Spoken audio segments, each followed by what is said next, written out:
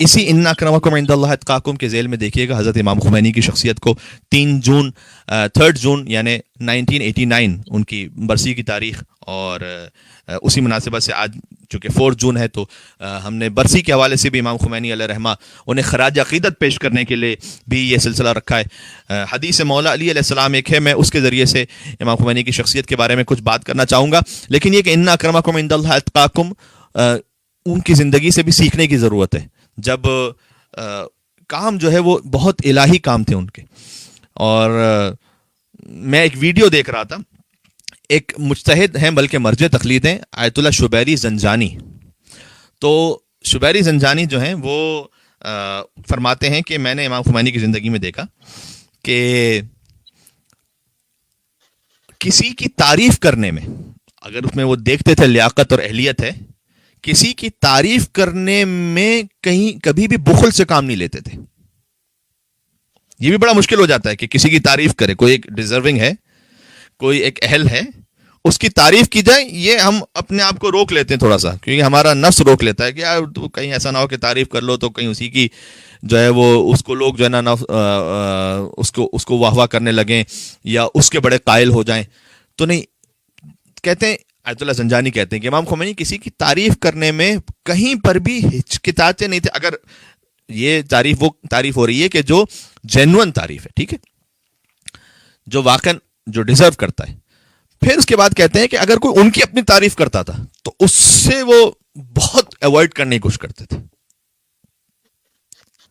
اور اس کی ایک ویڈیو میرے پاس پہنچی، ایک اجتماع ہو رہا تھا امام خمینی کے، مجھے ان کی ویڈیو میرے پاس میرے موبائل میں موجود بھی ہے، کہ جو مختلف امام جماعت ہیں جو جمعہ پڑھاتے ہیں ایران میں، ان کا اجتماع تھا، تو وہ سب امام خمینی علیہ رحمہ کے پاس آئے ہوئے تھے۔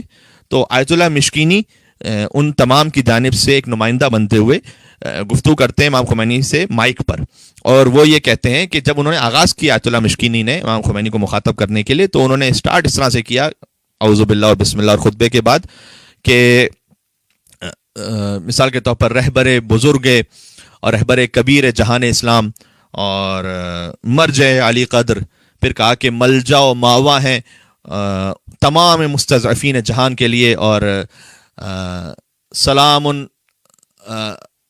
اللہ، اور آپ پر اللہ کا سلام ہو، ہماری جانب سے بھی سلام ہو، ابدم ما بقیت، یہ جملہ بھی کہا کہ جب تک کہ ہم باقی ہیں آپ پر سلام ہو۔ تو اس طرح سے انہوں نے تعریفی کلمات جب کہے، تو امام خمینی علیہ رحمہ کی جب تقریر شروع ہوئی تو ابتدا میں فوراً انہوں نے کہا کہ آیت اللہ مشکینی، آغا مشکینی کہا انہوں نے کہ میں آپ سے ایک گلہ رکھتا ہوں، مجھے ایک شکوہ ہے کوئی آپ سے، کہ وہ آپ چیزیں اس طرح سے منسوب نہ کریں کہ ہمارے اوپر اور بوجھ بڑھتا چلا جائے۔ وہ سب کے سامنے کہہ رہے ہیں، سبحان اللہ، اس کے لیے بڑا الہی دل چاہیے کہ آپ ایک شخص کے جو تعریف آپ کی کر رہا ہے لیکن آپ کہیں کہ نہیں، نہ اس طرح سے نہ کہو۔ اور یوں کہا کہ ہم تو فقط ظاہر شریعت پر عمل کرنے والے، ہم تو باطن تک نہیں پہنچ سکتے، تو وہ آپ بوجھ مجھ پر نہ ڈالیں کہ جو پہلے ہی ہم پر بوجھ ہے اس میں اور بھی اضافہ ہوتا چلا جائے۔ ٹھیک، جب تہران پہنچے تو کہتے ہیں کہ شاید 20 لاکھ افراد کا مجمع تھا، اور 20 لاکھ افراد انہیں لینے کے لیے تقریباً ایئرپورٹ پر آئے ہوئے تھے۔ تو اتنا بڑا جو مجمع تھا، ایک آیت اللہ پسندیدے ان کے ساتھ ہوتے تھے، ان سے کہا کہ یہ سب اس وقت کہہ رہے ہیں کہ خمینی زندہ باد، اگر یہ سب مل کر بھی کہیں، اب نقل میں وہ کر رہا ہوں، ان کا قول نقل کر رہا ہوں کہ اللہ نہ کرے، بس میں اپنی زبان سے خالی ان کا قول نقل کر رہا ہوں، اگر سب مل کر بھی کہیں خمینی مردہ باد، تو میری ذات پہ کوئی فرق نہیں پڑے گا۔ 20 لاکھ افراد کہیں خمینی زندہ باد، 20 لاکھ افراد کہیں خمینی مردہ باد، میری ذات پر اس اعتبار سے کوئی فرق نہیں پڑتا، اس لیے کہ جو میں کر رہا ہوں وہ صرف اللہ سبحانہ و تعالیٰ کی خاطر کر رہا ہوں۔ بہت مشکل کام ہے۔ یہاں تو میں اپنی ذات کے حوالے سے دیکھوں کہ 4 تعریف کرنے والے ہوں، کو دنیا میں نام ہونے لگے، تو مجھے اپنے آپ کو سنبھالنا مشکل ہو جاتا ہے۔ ایک عام انسان کو سنبھالنا اپنے آپ کو مشکل ہو جاتا ہے کہ اگر 4 لوگ اس کی تعریفیں کرنا شروع ہو جائیں، وہ اپنے آپ کو واقعاً پتہ نہیں کیا کو سمجھنے لگتا ہے۔ تو یہ الہی جو ایک وجہ ہے وہ بہت ہی عالی تھا، اور میں مولا کائنات کی حدیث کو سنا کر آپ کی خدمت میں اس بات کو اختتام کروں گا کہ جامع الاخبار کتاب میں حدیث موجود ہے، ہماری قدیمی کتابوں میں سے، اور حتیٰ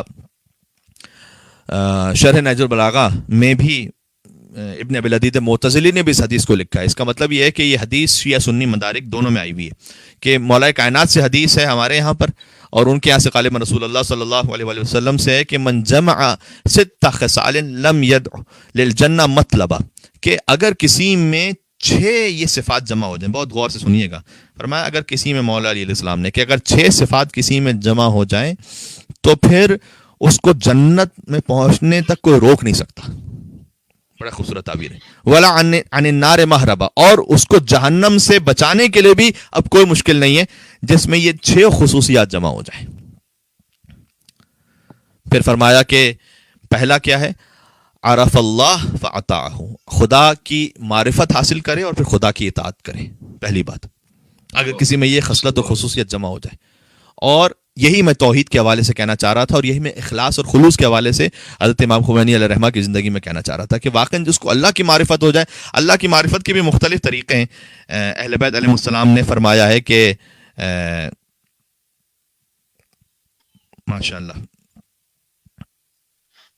الہی امین،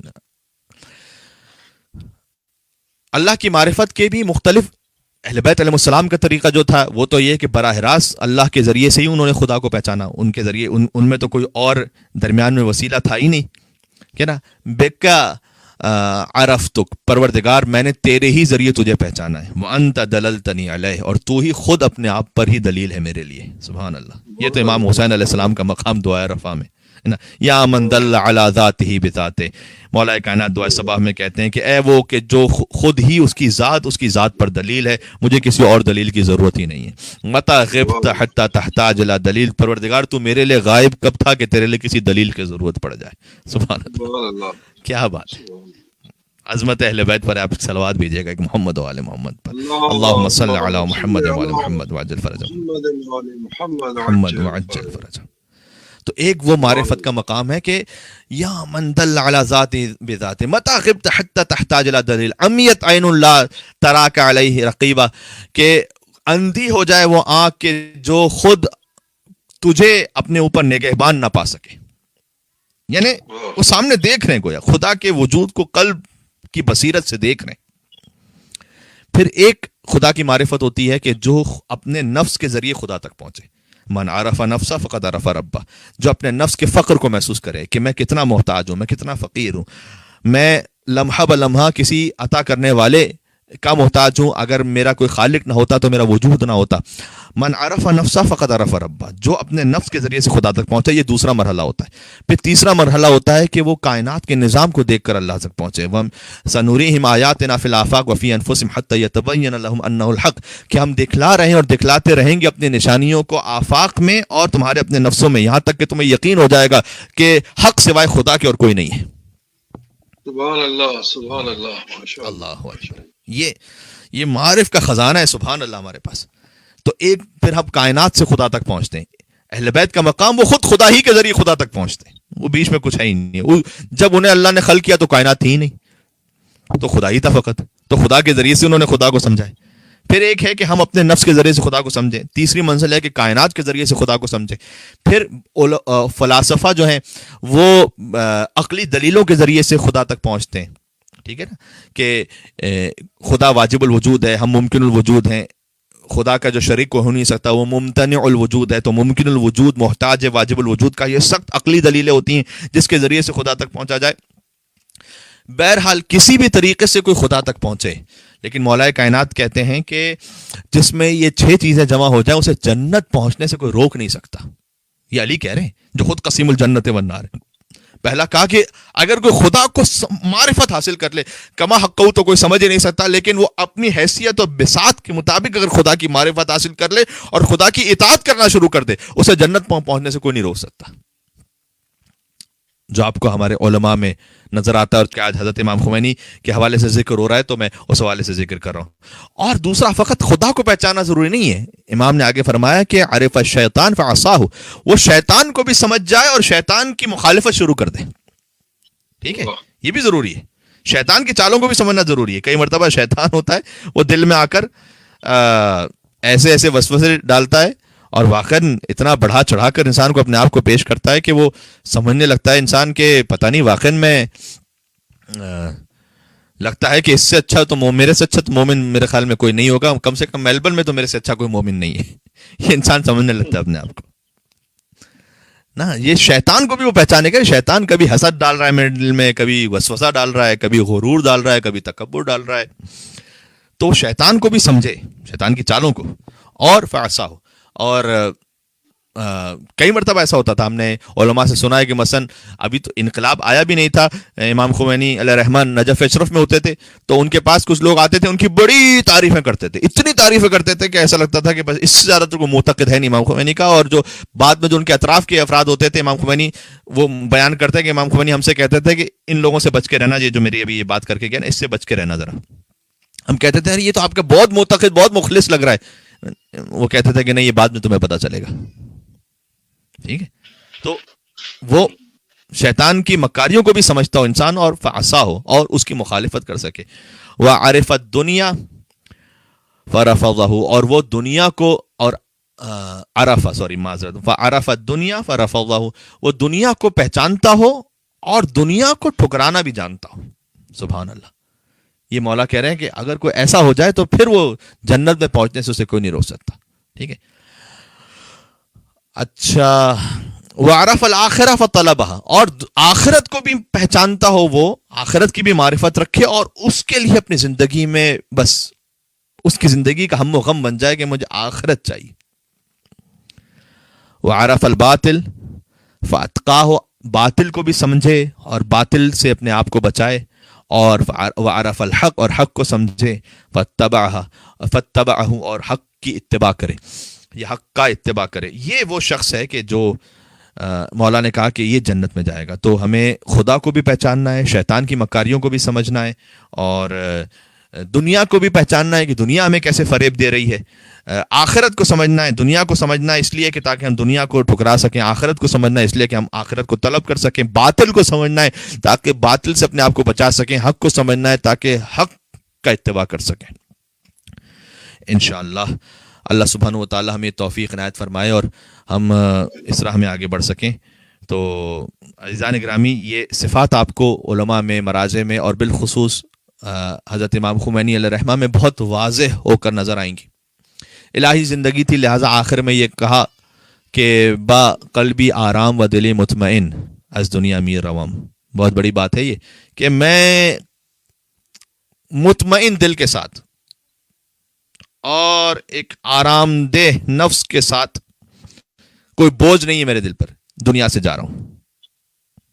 وقت آخر بہت سے ریگریٹس ہوتے ہیں انسان کو, کاش فلاں نہ کیا ہوتا, ایسا نہ کیا ہوتا, ویسا نہ کیا ہوتا, یہ نہ ہوتا, وہ نہ ہوتا.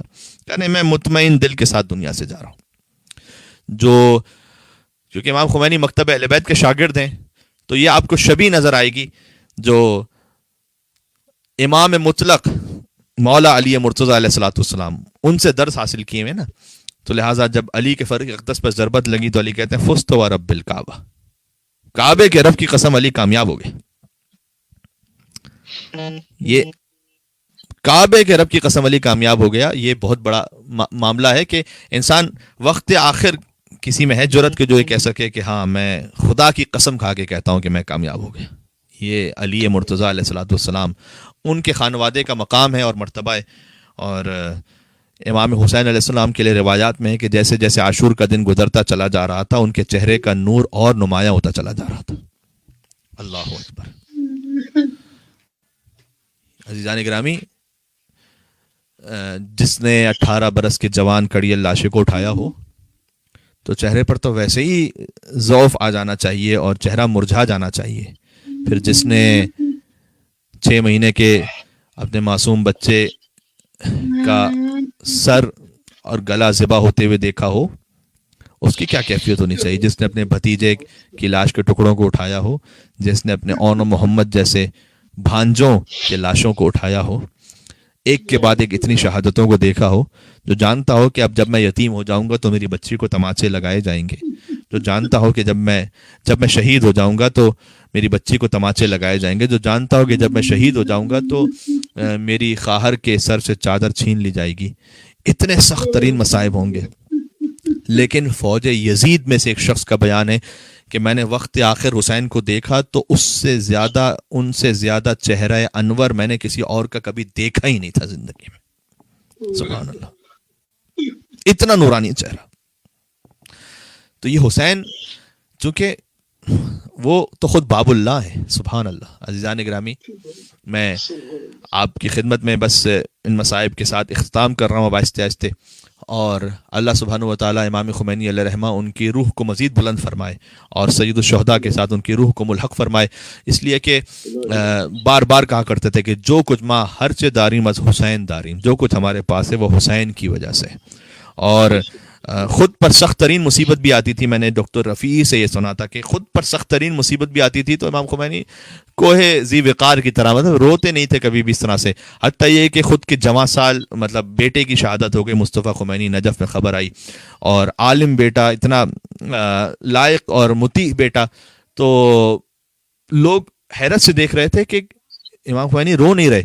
تو بعض لوگ کہنے لگے کہ خیریت تو ہے. کہیں ایسا ہوتا ہے نا جب بہت زیادہ شوق لگ جاتا ہے انسان کو تو پھر وہ رو بھی نہیں پاتا، وہ کہیں یہ کیفیت تو نہیں ہے. تو بعض لوگ پریشان ہو گئے.